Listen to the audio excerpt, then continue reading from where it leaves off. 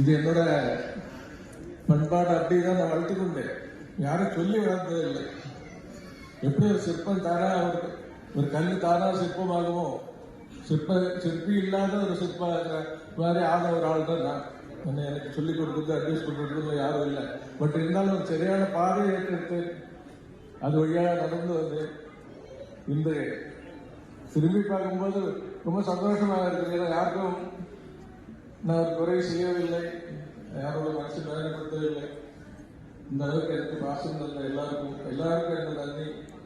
വേറെ പറയാനുള്ളത് അന്ന് പുരുഷോത്തമട്ടെ വന്നിട്ട് തന്നെ വളരെ സുഖമില്ലാതെ നിന്നിട്ടും ഇവിടെ വന്ന് പ്രസന്റ് ചെയ്ത് വാക്ക് പറയാൻ പറ്റില്ല. വന്നു തന്നെ വലിയ കാര്യം. അദ്ദേഹത്തിന് നന്ദി.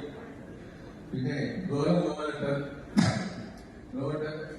എപ്പോഴും ഞാൻ വിചാരിക്കുന്ന ഈ പിന്നെ ലോകത്തിന്റെ ആകാശത്ത് കൂടി ജീവിക്കുന്ന ഒരു മനുഷ്യൻ, പറന്നുകൊണ്ടേയിരിക്കുന്ന ഒരു മനുഷ്യൻ ഓരോ ഉണ്ടായിരുന്നു.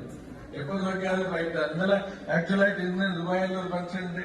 കാലത്ത് മൈസൂരിൽ നിന്ന് ഒരു കാറ് വരണമെന്ന് പറഞ്ഞിട്ട് ഡയറക്ടറായിട്ട് വന്നതാണ്. ഗോപാലത്തിനൊക്കെ ഇങ്ങനെ ഗോപാലത്തിനൊക്കെ ഒരു പാടാണ് നമുക്ക്. ഇങ്ങനെ ഈ മനുഷ്യൻ ഈ ഒരു വയസ്സൊന്നും ഞാൻ അധികം പറയില്ല, വയസ്സ് കാര്യമില്ല.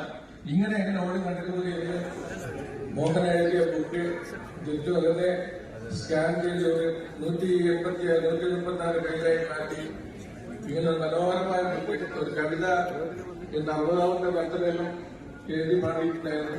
ഇപ്പൊ 70 കഴിഞ്ഞ ദിവസമായിരുന്നു കാലത്ത്. അത് മാത്രമല്ല, കൃഷ്ണനോട് ചെറുപ്പകല അക്കാദമി സെക്രട്ടറിയാണ്.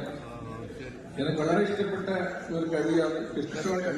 ഓ അശോകൻ കവി പബ്ലിക്കേഷന്റെ ഉടമയാണ്.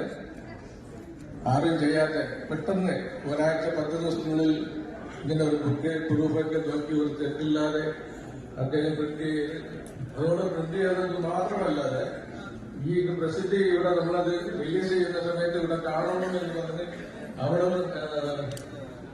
ഏകദേശം കണ്ണൂരിൽ കുറെ ദൂരമുണ്ട്. അവിടുന്ന് കാറിന്റെ ഓരോ പത്നിയും രണ്ട് മക്കളും ഇവിടെ എത്തിയിട്ടുണ്ട്. അവർക്ക് എല്ലാ നന്ദിയും.